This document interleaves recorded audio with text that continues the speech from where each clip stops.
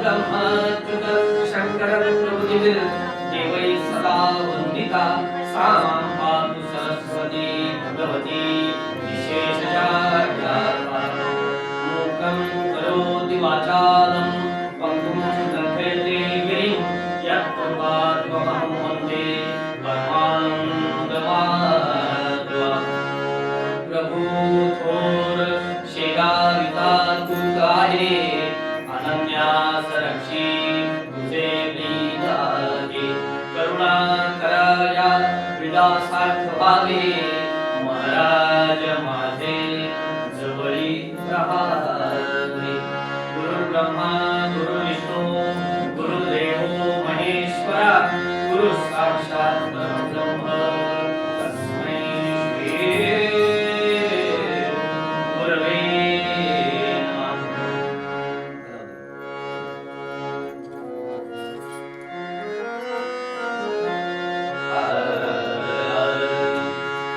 हरि जय जयकार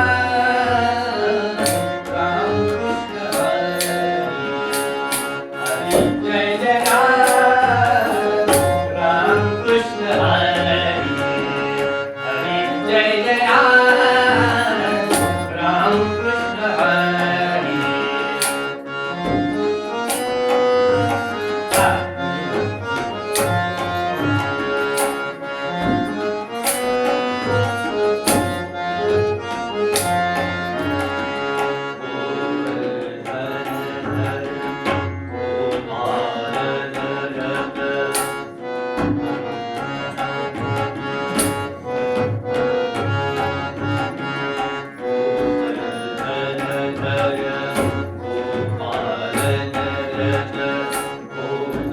संकट हारी राजा गोकुल संकट हारी राजा हरि जय राम राम कृष्ण हरि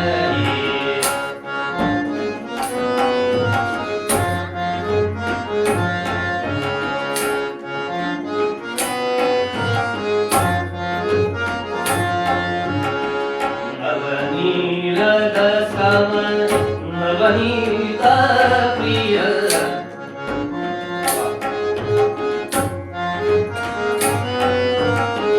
नवनीत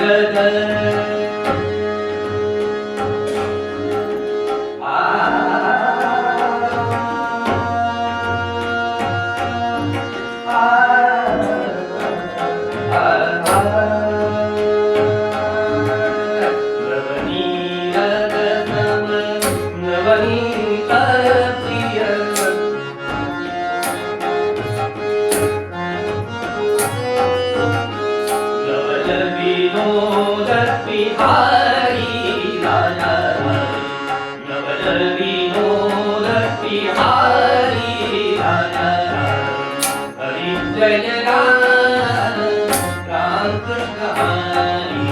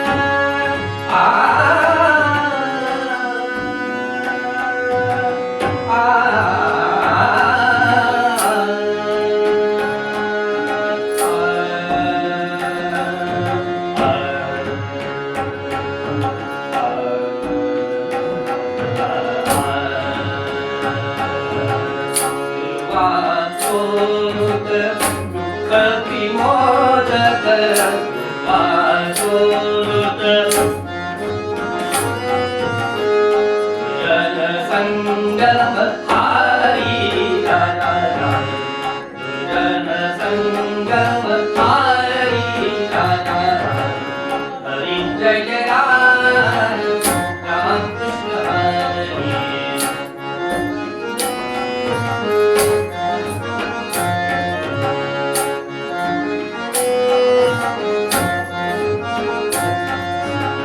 शरणागत दीन चरणी देई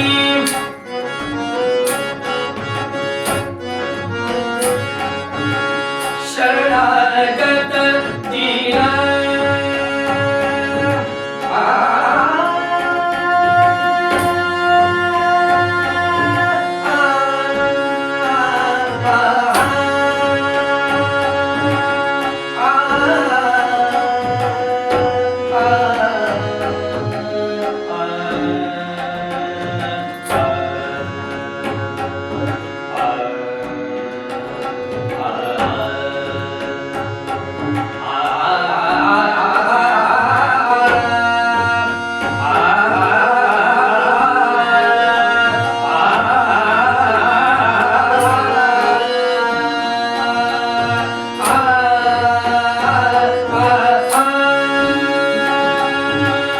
शरणागत दीन चरणी देई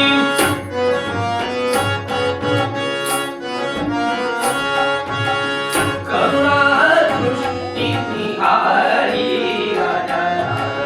हरी जय जय राम कृष्ण हरी जय जय राम हरी जय जय राम हरी जय जय राम राम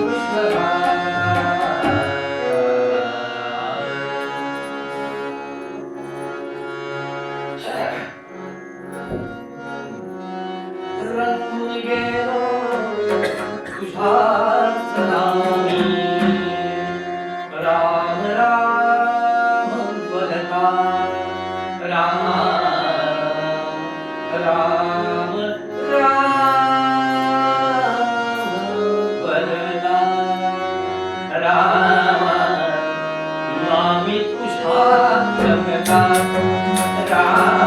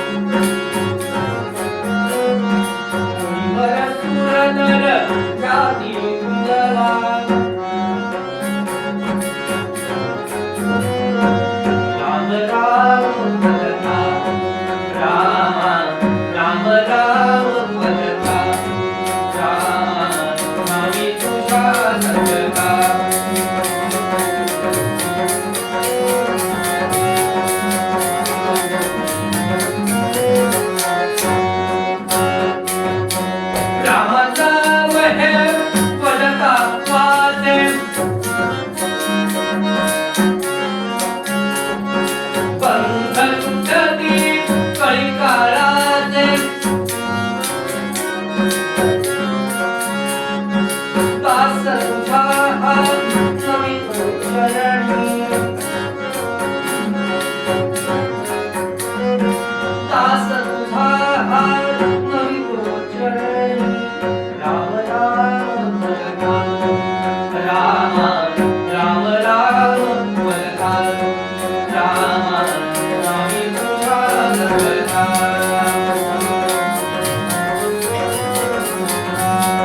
राम नामी तुझा नामी तुझा नामी तुझा बोलता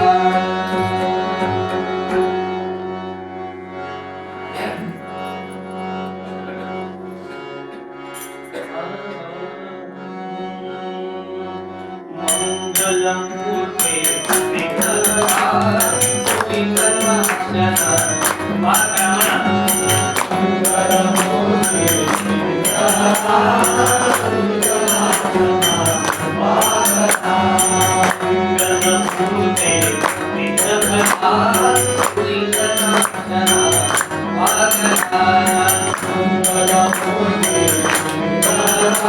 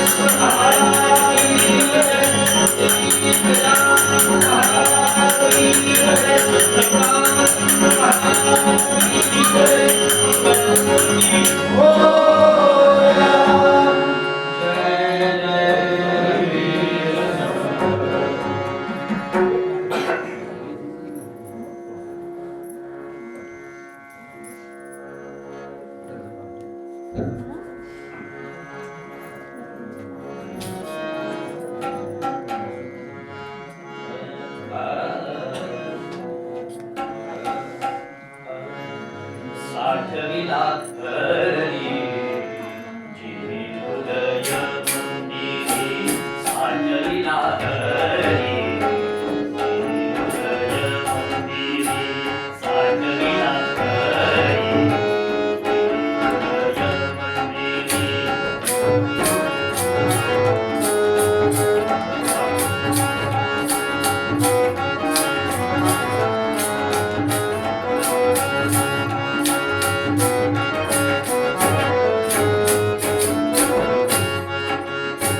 त्याची सरली येर धार झाला सकल व्यापार त्याची सरली येर धार झाला सकल व्यापार साठविला घरी हृदय मंदिरी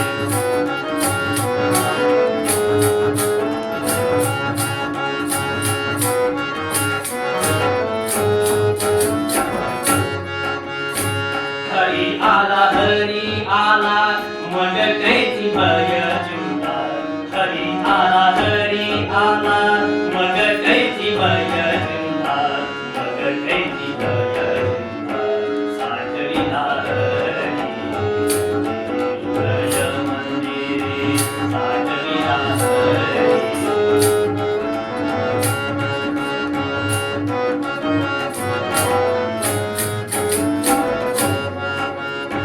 तुका म्हणे हरी काही कुरे उरे तुका म्हणे हरी आ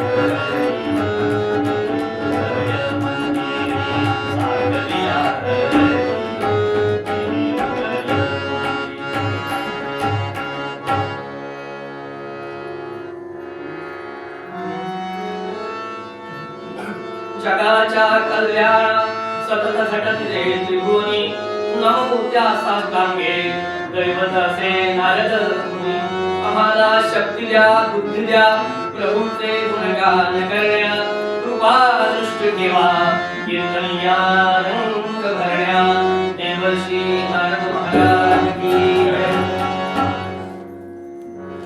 देवता मंगलमूर्ती कीर्तनकार प्रवचनकार पौरोहित्य करणारे मी असतील तर ते थोर असे कला साधक कला उपासक कला रसिक माझे दोन्ही साथीदार आणि आज उपस्थित असलेल्या श्रोत्यांच्या हृदयस्थ प्रणामाला मनापासून वंदन करतो आणि आजच्या दुसऱ्या दिवशीच्या कीर्तन सेवेला प्रारंभ करतो. आज दुसऱ्या दिवशीच्या कीर्तन सेवेला अभंग घेतलाय. ज्ञानदेवे रचिला पाया तुका झाला असे कळस आपण म्हणतो. त्या कळसस्थानी असणाऱ्या तुकाराम महाराजांचा अभंग आहे. शेवटच्या अशा तुका म्हटलेलं आहे त्यामुळे सगळ्यांच्या लक्षात येतं. महाराजांनी या अभंगातून अतिशय साधा अभंगही छोटा आहे. कालचा अभंग मोठा होता पण आजचा अभंग छोटा आहे. पण या साध्या अभंगातून तुकाराम महाराजांनी आपल्याला एक उपदेश केलाय. तो उपदेश बघूया. काय सांगितलंय महाराजांनी? आपल्या आवडत्या विषयाविषयी सांगितलंय.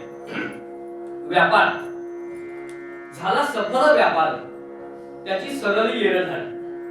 आता खरं तर तुकाराम महाराजांनी व्यापाराविषयी काहीतरी असं सांगणं हा विनोद आहे. कारण असं आहे की 4-5 उद्योग करून ज्यांनी बघितले आणि काहीच जमलं नाही आणि शेवटी बँकेची जप्ती आली आणि सगळं जप्त करून बँक घेऊन गेली अशा माणसाला यशस्वी उद्योजक म्हणून बोलावला तर कसं दिसेल? किंवा आत्ताच उदाहरण घेऊया. सगळे पक्ष फिरून झाले. सगळे पक्ष फिरून झाले.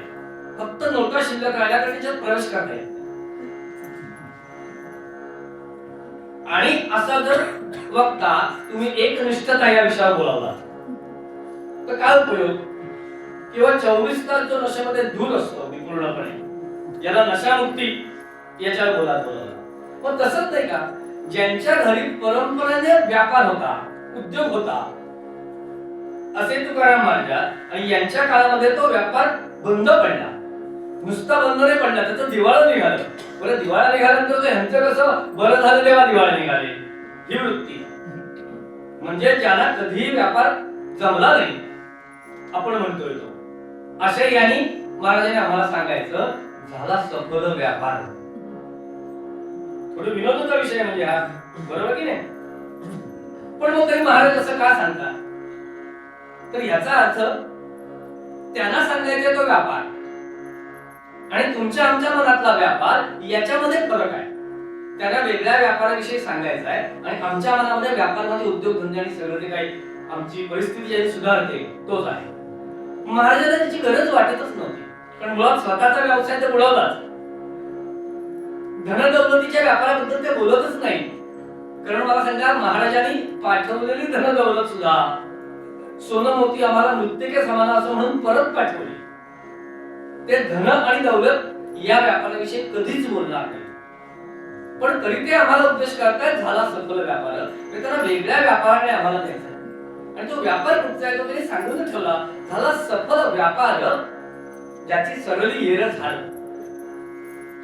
म्हणजे महाराजांना वेगळा व्यापार आम्हाला सांगायचा आहे. आता याच्यातच शब्द आहे ज्याची सरली येर झाली. मराठीतला शब्द आहे पण कधी कधी मराठीतल्या शब्दांचा अर्थ कळत नाही.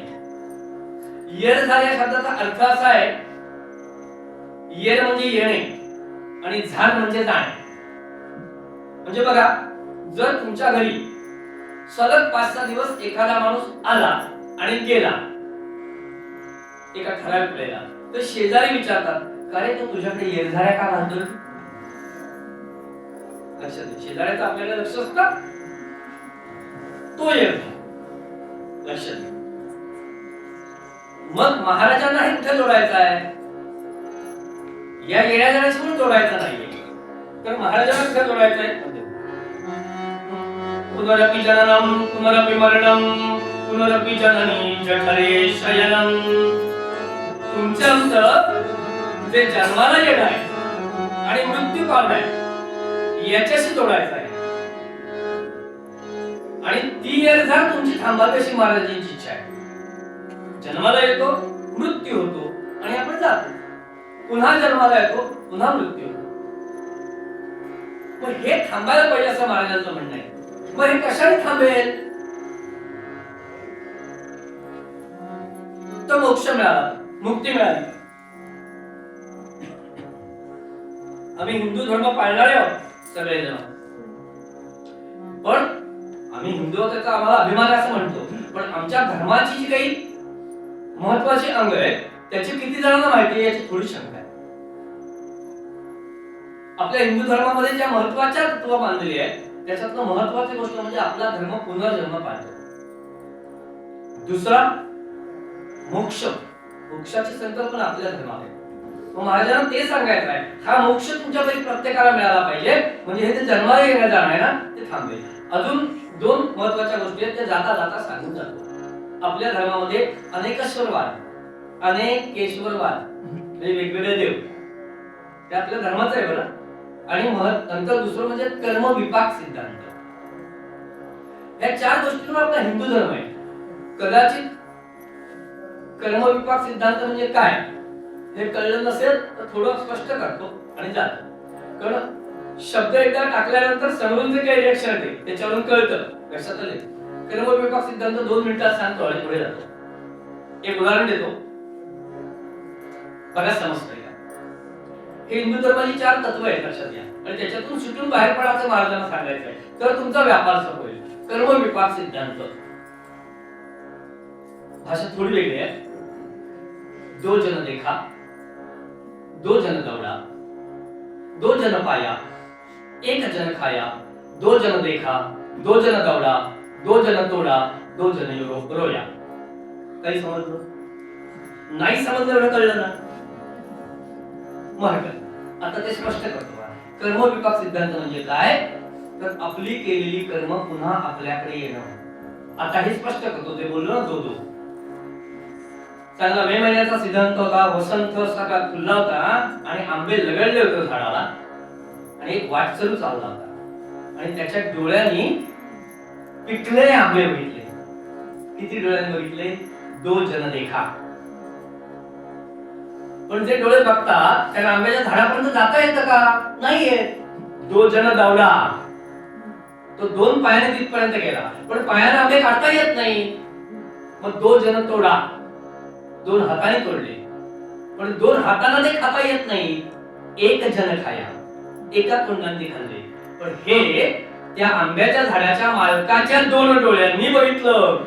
1 जन खाया, 2 जन देखा.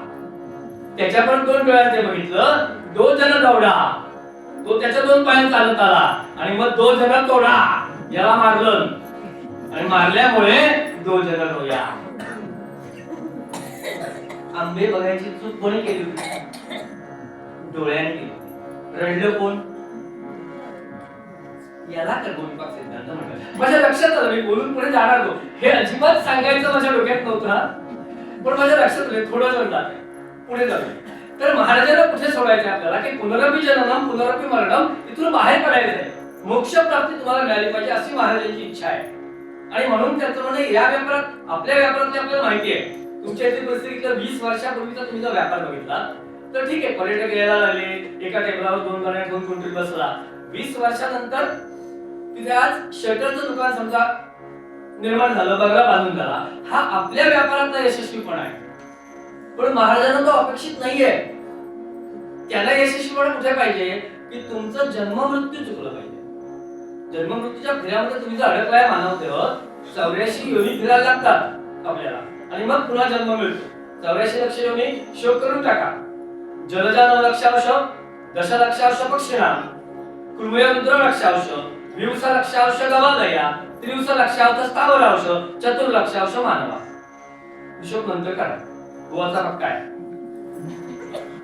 तर अशा 84 योनीमध्ये आपण जे फिरतो ते फिरू नये असं महाराजांना वाटतं. आणि मग याच्यावर उपाय काय? तो उपाय त्यांनी पहिल्या ओळीत सांगितला. जर तुम्हाला जन्म मृत्यूच्या या चक्रातून सुटायचं असेल, बाहेर पडायचं असेल आणि मोक्ष मिळायला पाहिजे असेल, 4 पैकी कोणती मुक्ती मिळू दे, 4 मुक्ती ज्या आहेत त्यातली कुठची चालेल, पण याच्यातून बाहेर पडायचं असेल तर तुम्ही काय करा? साठवा हरी, हे पहिल्यांदा सांगितलं. भगवंताला हृदयात साठवा. एकच उपाय आहे जन्म मृत्यूतून बाहेर पडायला. मोक्ष का मुक्ती कधी मिळते? जेव्हा तुमच्या हृदयामध्ये भगवंत राहतो. हे महाराजांना सांगायचं होतं. साठविला हरी जिही हृदय मंदिरी, त्याची सरली येर झालं झाला सफल व्यापार. बघा 4 वेळी परफेक्ट झाला की मग म्हणजे महत्वाचं आपल्याला करायचं आहे काय? भगवंताला हृदयात साठवायचं आहे. आता प्रश्न असा की बुवा भगवंत हृदयात कसा साठवायचा? कारण आम्हाला हृदय नावाची जी गोष्ट माहिती आहे की ज्याला मराठीमध्ये आम्ही दिल म्हणतो, आणि ते कोणाला तरी दिल दिलं असं कधीतरी होतं. इथे पण दिल आणि इथे पण दिली. बरं ते आहे केवढं? ते आम्ही असं दाखवतो बदामासारखं, पण खरं तर ते आंब्याच्या गोळीसारखं आहे. पण म्हणजे आंब्याची गोळी जेवढं आपल्या प्रत्येकाची मूठ मिटली ना, तर ती जेवढी आहे ना तेवढा आपलं हृदय आहे प्रत्येकाचं. पण मग मला सांगा, आम्ही भगवंताची व्याख्या काय करतो? भूजल तेज समीरख, भूजल तेज समीरख, रवि शशी काष्टालिकी असे भरला.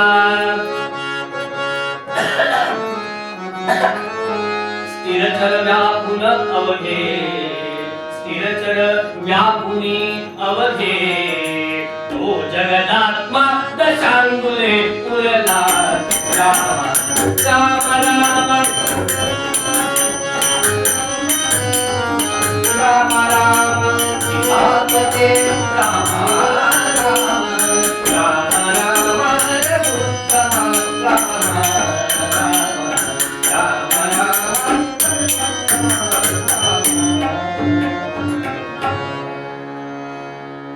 ही जर व्याख्या भगवंताची आम्ही करतो, इतक्या सगळ्या ठिकाणी म्हणून देखील तो उरला आहे, म्हणजे तो इतका मोठा आहे. आणि बुवा तुम्ही म्हणता त्याला हृदयात साठवायचा, हे कसं काय प्रश्न? आणि आपल्याला हल्ली ते WH क्वेश्चन आहेत ना, ते इतके बोकाळले. लक्षात आलं की एवढा मोठा भगवंत आहे बुवा असं सांगताय, आणि इकडे सांगताय हृदयात साठवा. हृदय एवढंच होते, कसा साठवायचा? पण महाराजांचा हट्ट आहे, माझा नाही. आणि हट्ट पुरवता येत नाही. कालच सांगितलं हट्ट फार घट्ट असतात. राजा आणि बिरबल. एक दिवस बिरबल दरबारामध्ये उशीर आला. राजा रागावला, तुला उशीर का झाला? वेळेवर आला पाहिजे. बिरबल म्हणाला, लहान मुलगा हट्ट करत बसला, त्याचा हट्ट पुरवताना मी मेटाकुटीस आलो, त्यामुळे मला नाही वेळेवर येता आलं. राजा म्हणतो, छे, हे तू काहीतरीच सांगतोय. लहान मुलगा हट्ट काय करणार? तुझ्यासारखा हुशार माणूस, सगळी सुख साधना तुझ्याजवळ आहे, तू माझा प्रधान आहेस. मग असं असताना एवढ्याशा लहान मुलाला तुला हट्ट पुरवता नाही, हे तू खोटं बोलतोय. बिरबल म्हणाला, मी खोटं बोलत नाही. तो म्हणा, नाही, मुलात हट्ट पुरवणं काहीच कठीण नाहीये. बिरबल म्हणा, आपण असं करूया, मी तुमचा मुलगा होतो, तुम्ही माझे वडील व्हा. तुम्ही तर राजे आहात, सगळं तुमच्याकडे, नोकर चाकर वाटेल काय तुमच्याकडे. मग मी मुलगा होतो, मी मुलाचा रोल करतो, तुम्ही बापाचा रोल करा. माझा हट्ट पुरवून दाखवा. हट्ट पुरवून सोपे म्हणतात ना. राजा म्हणा, त्याच्यात काय सुरू. बिरबलाने आधी खाऊ मागितला. हा खाऊ, तो खाऊ, तो खाऊ, वडा जिलबी जे केलं मागितलं. राजाने पटकन आणून दिलं. हो, मग बिरबलाने सांगितलं, नाही नाही, मला आता प्राणी पाहिजे, मोर पाहिजे, हत्ती पाहिजे, घोडा पाहिजे. राजाला काय कमी होतं? राजा आणत गेला आणि राजाला वाटलं आपण जिंकत चाललो. तो म्हणेल त्या पद्धतीने. नंतर बिरबल म्हणाला, आता भातुकली खेळायची. मग काय, भातुकलीची खेळणी हवीत म्हणाला, होती लाकडाची हवीत. चालेल म्हणाला, होती लाकडाची खेळणी आणली. बिरबलाने त्या खेळण्यातल्या लाकडाचा एक एवढा हंडा घेतला. हंडा. आणि आता बिरबलाने सांगितलं, हत्ती आणलाय ना तो बाहेर, तुम्हाला याच्यात भरून. राजा म्हणा, कसं कसं? लगेच लागला. मला हवा म्हणजे हवाच. आता मुलं आपली आठवा, असं म्हणजे असंच, पाय आखी नव्हती. राजा म्हणाला, हे शक्य नाही. म्हणाला, तेच सांगत होतो मी, लहान मुलांसारखं नाही पुरवता येत. तेच इकडे जोडतोय. गोष्ट विसराव, गोष्ट फक्त एक मजा म्हणून सांगतो लक्षात. इतका मोठा भगवंत एवढ्याशा हृदयात साठवाल बुवा सांगताय, महाराज पण सांगताय, कसं शक्य आहे असा प्रश्न पडला असेल. पण प्रश्न विसरा.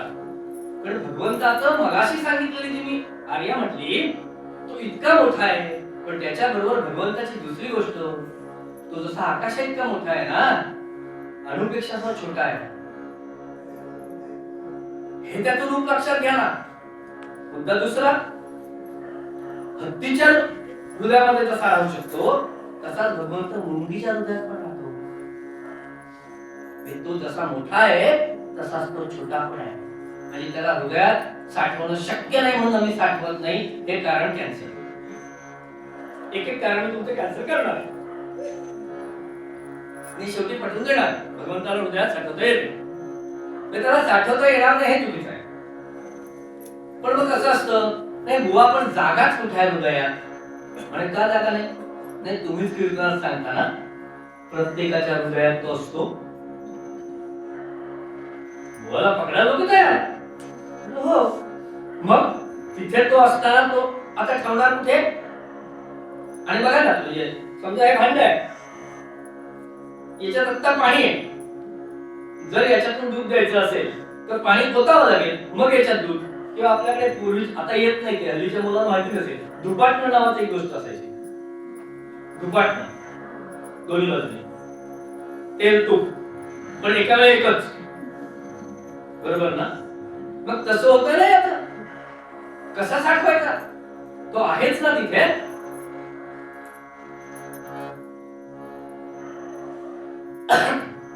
शंकराचार्य श्रीमद नरेंद्र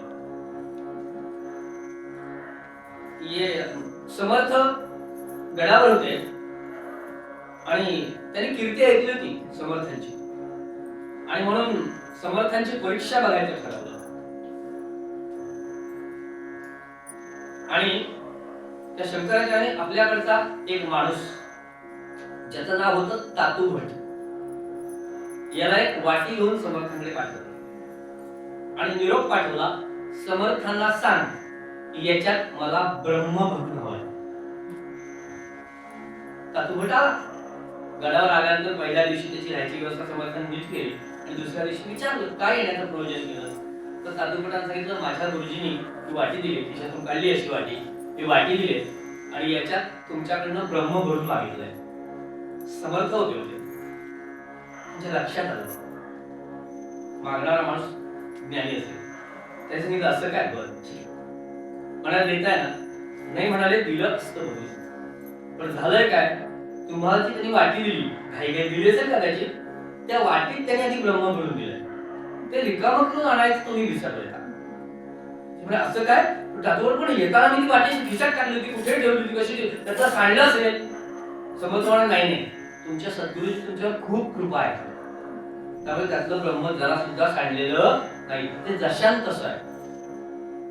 तेव्हा तुम्ही असं करा, परत तुमच्या सद्गुरूकडे जा आणि त्यांना असं सांगा की समर्थ ब्रह्म भरून देणार आहे, फक्त वाटीतलं ब्रह्म काढा, ते रिकामी करा, माझ्याकडे पाठवा, म्हणून ब्रह्म भरून देतो. फक्त जाताना काय करा, ती वाट्याशी नीट न्या. येताना सांगलं नाही, पण जाताना ही घेऊ नका. मग तातू भट परत समर्थाकडे असा चालतो रस्त्याने. रस्त्यात त्याला माणसं भेटतात, अरे तातू काय? नाही म्हणाले, ब्रह्म आहे वाटी, ते घेऊन चालले. लोकांना उत्सुकता आली बघायची, काय नाही त्याच्यात. हा सांगतो, ते कळायला ब्रह्मज्ञान लागतं दिसायला. आणि आपल्या सद्गुरूकडे आला आणि सद्गुरूने आला, सो म्हणाय काय समर्थाने सांगितलंय, या वाटीत तुमचं ते ब्रह्म आहे पहिलं राहिलेलं, ते आधी काढून ते वाटी रिकामी करून द्या, मग समर्थ ब्रह्म भरून द्यायला तयार आहे. गोष्ट संपली. हाच आपल्याला मुद्दा इथे लावायचा. इथे आहे, मला पण कळतंय, पण मला सांगा, मग तुकारामाला ते कळत नव्हतं काय हो? त्यांना पण माहिती आहे ना प्रत्येकाच्या हृदयामध्ये भगवंत आहे, तरी ते आज साठवायला सांगताय, आहे तिथेच त्याला साठवायला सांगताय. याचा अर्थ त्यांना माहिती नाही का आमच्या प्रत्येकाच्या मध्ये आहे तो? तर तुम्ही विचार करा बाजू, तुमच्या प्रत्येकाच्या हृदयामध्ये भगवंत आहे की नाही, म्हणजे चैतन्य आपण ज्याला म्हणतो. कारण मला सांगा, तुम्ही सगळे इथे ज्या नीट बसले का? त्या ती चैतन्य आहे म्हणूनच बसले ना, कुणाचं चैतन्य संपलंय का? म्हणजे वेळेवर सांगा, पुढची तयारी करावी लागेल. मग तरी महाराज सांगतायत ज्या अर्थी की 60वा हरी जी हृदय मंदिरी, त्या अर्थी त्यांना वेगळं सांगायचं आहे. इथे आम्ही हे जे घेतोय ना, याचा वाच्यार्थ लक्षात न घेता त्याचा लक्षार्थ लक्षात घेतला पाहिजे. लक्षात घ्या, याचा अर्थ महाराजांना सांगायचं तुमच्या हृदयात प्रत्येकाच्या भगवंत आहे, ते मला माहिती आहे. तुमचं काय होत आहे, तुम्ही त्याला विसरले का? म्हणजे साठवायच्या ऐवजी आठवायचा विचार लक्षात घ्या. आहे प्रत्येकाच्या त्याच्यात साठवलेलं आहे, पण आमचं होतंय काय, आम्ही बाकी विषयामध्ये गुंततोय आणि त्याला आठवायला विसरतो. ते महाराजांना सांगायचं आहे. तुमच्या हृदयातच, तुमच्या जवळच आहे, पण तुम्हाला ते कळत नाहीये. देहीच देव असुनी का, देहीच देव असुनी का, हिरशी उगा मृगा वाणी.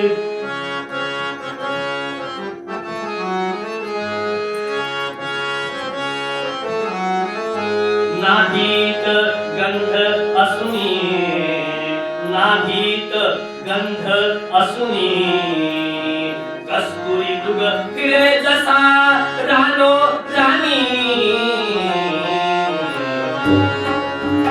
आता मी तुम्हाला योग्य ठिकाणी बोललो.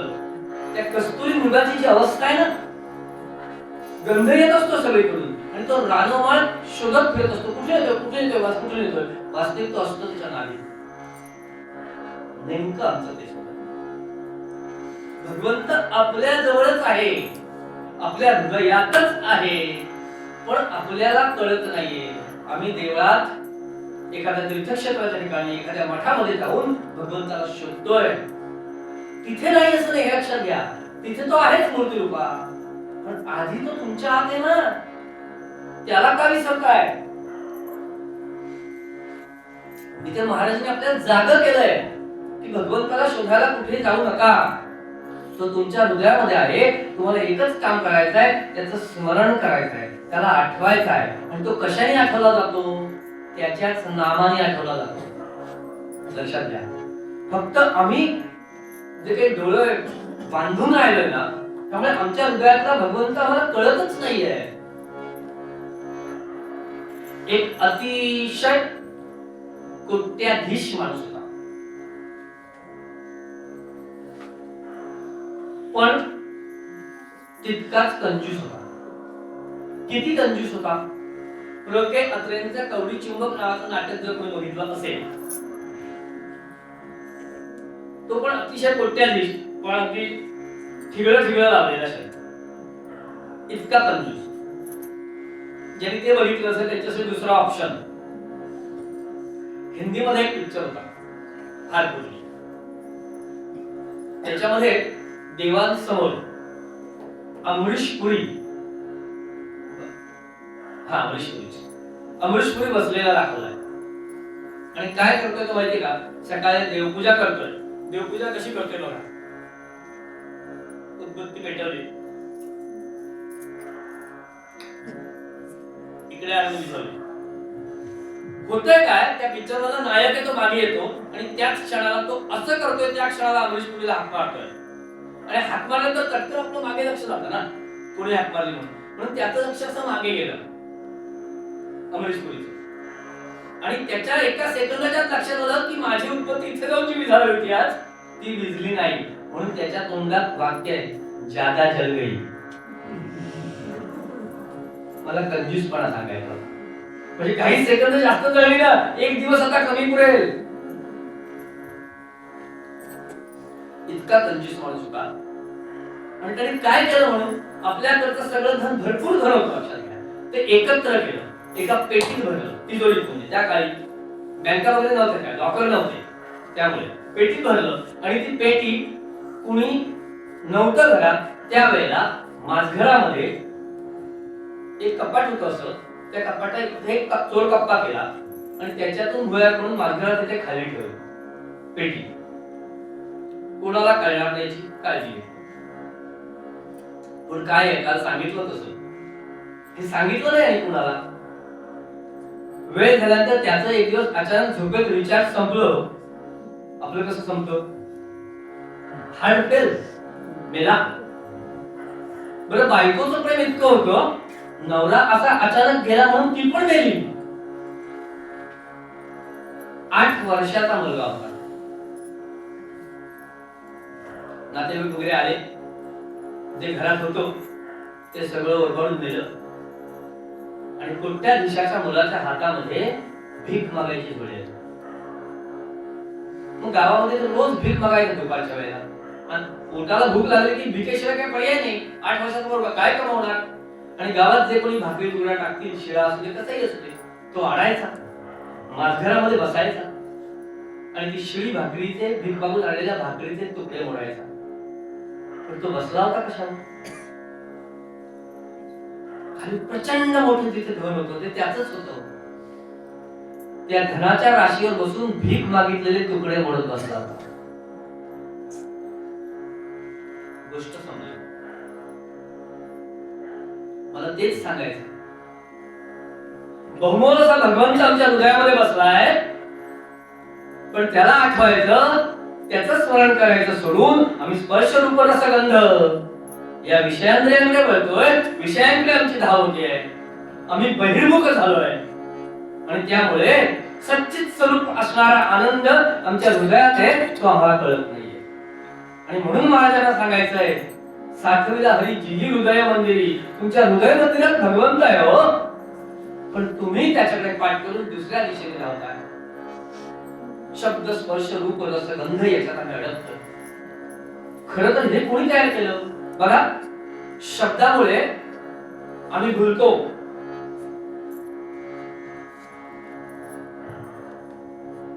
शब्दामुळे आम्ही भुलतो. शब्द, स्पर्श, स्पर्शामुळे आम्ही मोहरून जातो. शब्द, स्पर्श, रूप, रूपामध्ये आम्ही भाळतो. रस, त्याचं रसपान करायची आमची इच्छा असते. शब्द, स्पर्श, रूप, रस, गंध आणि गंधाचे आम्ही वेडे होतो. प्रत्येकाने आता नंतर याचा विचार करा. या सगळ्याच्या आपण प्रेमात पडतो, थोडक्यात सांगायचं तर, आणि त्याच्यातच अडकून राहतो. आणि ह्या सगळ्याला निर्माण करणारा जो खरा भगवंत, सच्चित स्वरूप असा आनंद आमच्या हृदयामध्ये राहायला आलाय, त्याला मात्र आम्ही विसरून जातो. आणि त्यामुळे आमचं कल्याण होत नाही. म्हणून महाराजांना सांगायचंय, हरी आला मग कैसी भय चिंता. म्हणजे त्याला असं सांगायचंय की तो भगवंत, हरी ज्याला आम्ही म्हणतो, तो आलाय हो तुमच्या हृदयात, तो आत आहे तुमच्या. तुम्ही का वर घाबरताय, का भिताय, नको तिथे का धावताय? म्हणजे आपण सगळे जे बहिर्मुख होऊन धावतोय ना, तर आपल्याला अंतर्मुख करणारा हा 3 ओळींचा फक्त अभंग महाराजांनी दिला की बहिर्मुखता टाळा, तुमच्या आत बघायला शिका. काल आपण तेच म्हटलं होतं, आम्ही बाहेर बघतोय, आम्हाला आत बघता आलं पाहिजे. आणि ज्या दिवशी आम्ही आत बघायला शिकू, त्या दिवशी आमच्या हृदयातला भगवंत आम्हाला जाणवेल. आणि महाराजांना तेच सांगायचं आहे, हरी आला. म्हणजे ज्या दिवशी तुम्हाला आपल्या हृदयातल्या भगवंताचं चैतन्य जाणवेल, तो दिवस तुमच्या आयुष्यासाठी अनमोल असेल. आणि मग तुम्ही कशालाही जुमानणार नाही किंवा घाबरणार नाही, कारण माझा भगवंत माझ्याजवळ आहे. लक्षात घ्या, ज्या दिवशी माझा भगवंत माझ्याजवळ ही जाणीव आपल्याला होते ना, त्या दिवशी आपण आपलं आयुष्य बदलतो. मी काल जे म्हटलं ना निरूपणामध्ये, कुणाला कधी क्लिक होईल, तर ते क्लिक होणं हे आहे. लक्षात घ्या की यस, माझ्याजवळ माझा भगवंत आहे, हे झालं पाहिजे. आणि म्हणून तुका म्हणे, हरी काही उरे नेली उरे. ज्या दिवशी ही स्थिती आपली येते, आमच्या आतल्या भगवंताला जेव्हा आम्ही ओळखतो, वास्तविक भगवंत प्रत्येकाकडे आहे. तो बंधा रुपयासारखा आहे हो, चकचकीत आहे. पण लक्षात घ्या, एखादा माणूस पोहायला नदीमध्ये गेला, त्याच्यावर जो बंधा चकचकीत चांदीचा रुपया आहे, आणि तो त्या नदीमध्ये पडला, आणि नदीचं पाणी गढूळ आहे, दिसत नाही तो, कारण पाणी गढूळ आहे. मग तो बंधा रुपया दिसायला पाहिजे असेल, तर ते पाणी शांत आणि स्वच्छ व्हायची वाट बघितली पाहिजे. ज्या दिवशी पाणी स्वच्छ आणि शांत होईल, त्या दिवशी आपला रुपया दिसेल. मला हेच सांगायचं आहे, या विषयांच्या आणि विकारांच्या गढूळपणामध्ये आम्ही इतके गुंतून पडलोय की आतला स्वच्छ असणारा भगवंत आम्हाला दिसत नाही. नवनीत म्हणजे लोणी, बटर नव्हे. बटर वेगळं, नवनीत वेगळं, लोणी वेगळं. हा तर लोणी हल्ली कदाचित काही जणांना लोणी कसं काढायचं माहितीच नाही, कारण बाजारातून आणायची सवय आहे ना. बटर आणा, विषय संपला. पण मला सांगा, आपल्या प्रत्येकाच्या घरामध्ये दूध असतं, या दुधापासून लोणी कसं तयार करायचं? ते तापवायचं, ते विरजायचं, मग ते घुसळायचं आणि मग त्या काकावर लोणी येतं. हेच आयुष्याच्या बाबतीमध्ये करा. हे जे लोणी आहे ना तुमच्या हृदयातलं नवनीत, तुमच्या जवळ ते फक्त ते घुसळून कसं वरती आणायचं ना, आणि यासाठी फक्त आणि फक्त भगवंताचं नाम तुम्हाला उपयोगी पडेल. आणि त्याचं अनुसंधान लक्षात घ्या. ज्या दिवशी तुम्ही नाम कोणतंही घ्या, ज्या दिवशी तुम्ही नामाच्या अनुसंधानामध्ये गुंतून जाल स्वतःला, त्या दिवसापासून तुम्ही त्या नवनीताच्या दिशेने प्रवास करा. सूर्य उदय पंचांगात किंवा कॅलेंडरात दाखवलेला असतो त्याच वेळेला होतो, पण वातावरण ढगाळ असल्यामुळे तो आम्हाला दिसत नाही, किंवा आम्ही अंतरुणात असल्यामुळे दिसत नाही. मग तेच झालंय तुमच्या आमच्या सगळ्यांच्या आयुष्यामध्ये. या धकाधकीच्या धडपडीच्या जीवनामध्ये खरं सुख जो आम्हाला देणार आहे तो परमात्मा आमच्या जवळ असून, आमच्या आत बसलेला असून आम्हाला दिसत नाहीये, आम्हाला कळत नाहीये, आम्हाला जाणवत नाहीये. ज्या दिवशी तुमच्या हृदयातल्या भगवंताची जाणीव तुम्हाला होईल, त्या दिवशी 100% सांगतो तुम्ही मुक्तीच्या दिशेने प्रवासाला लागाल. आणि महाराजांना तेच सांगायचं होतं, ज्याची सरली येर झालं झाला सफल व्यापार. म्हणजे या जन्म मृत्यूच्या चक्रात तुम्ही जे अडकलेत आता, कारण आता जी कर्म करताय ती भोगाला परत जन्माला यायचं, ती भोगाला परत जन्माला यायचं. पण याच्यातून सुटायचा एकच मार्ग आहे, त्या भगवंताला हृदयातल्या आठवा, त्याला साठवा. किंवा साठवा शब्द जो वापरला, 5 मिनिटं आहेत त्यामुळे ठीक आहे. आठवाच्या 60व्या ठिकाणी वेगळा शब्द वापरा, आठवा असा वापरा. मग तुम्ही म्हणाल नाही बुवा ते हृदयात साठवा सांगितला, मग आठवायचा कुठे? सोपं उत्तर, मनात. आपण मनात आठवतो की एखादी गोष्ट. पण पुढा प्रश्न, मग अशी वाटतं डबुलस क्वेश्चन, बुवा हे मन कुठे असतो? मी कालच शब्द दिला, प्रश्न विचारणार नाही, तेव्हा प्रश्न विचारत नाही, मन कुठे असतं. पण बघा बरं आपल्याला उत्तर येतंय का कोणाला मन कुठे असतं? नसेल तुम्ही देऊन जा. याची उत्तर 2 येतात, याची उत्तर 2 येतात. काही जण सांगतात मन इथे आहे, काही जण सांगतात मन इथे आहे. याच्यावर माझं उत्तर असं आहे, जे इथे सांगतात त्यांचं चूक नाही, आणि जे इथे सांगतात त्यांचं बरोबर आहे. पुन्हा प्रश्न आला, बुवा तुम्ही अगदी उच्च कक्षात, मला तर प्रश्न आला. पण लक्षात घ्या, आता ते पटवून देतो कसं नाही. परदेशामध्ये मनावरती ते संशोधन, आपल्यापेक्षा ते संशोधन करतात. लक्षात घ्या, मनावरती समर्थांचे फार उपकार आहेत. ते ज्या विषयावर संशोधन करतात त्याने आधी लिहून ठेवलाय, आणि मनावर संशोधन केल्यानंतर परदेशातल्या लोकांचं असं म्हणणं आहे की मनाचं केंद्र हृदयात आहे. म्हणून मी सांगितलं ते हृदयात आहे म्हणतात, त्यांचं बरोबर आहे. पण आमची भारतीय संस्कृती असं सांगते की मनाचं केंद्र मेंदूत आहे. आपण कोण आहोत? आपण भारतीय आहोत. मग आपल्याला आपला अभिमान आहे की नाही? मग आपण आपलंच बरोबर ठरायचं म्हणायचं. पण आता ते म्हणायचं पटवून देत, आपलं नुसतं बरोबर आहे असं म्हणून चालत नाही, ते पटवून देता आलं पाहिजे. पटवून कसं द्यायचं तेवढं सांगतो आणि थांबतो. भारतीयांचं मत आहे मन मेंदूत आहे, हे आपल्याला पटवून द्यायचंय परदेशातल्या लोकांना. आयुष्यामध्ये तरुणपणामध्ये कधीतरी तुमच्यावर वेळ आली असेल किंवा ज्यांच्यावर आली नाही त्यांच्यावर नंतर येईल मंगलमूर्तीच्या कृपेने. कसली माहितीये का? आय लव्ह यू हे म्हणायचे. ज्या दिवशी ही वेळ आली होती मागे कधीतरी, ज्यांचं झालंय त्यांच्यासाठी, ज्यांच्यासाठी येणार आहे, ते कसं म्हणतील?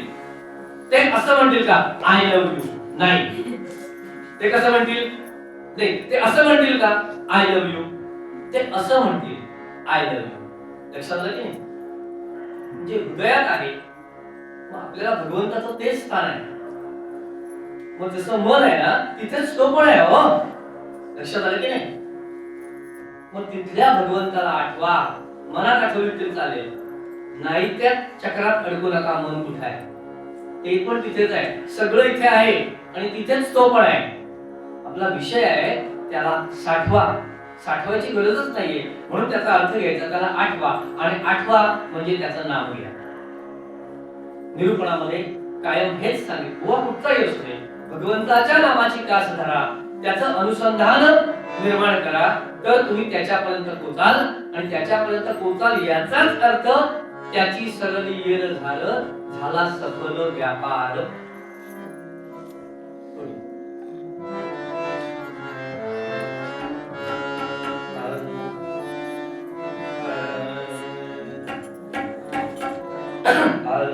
साठविला हरी जीव मंदिरी, साठविला हरी जीव मंदिरी, साठविला हरी जीव झाला सफल व्यापार.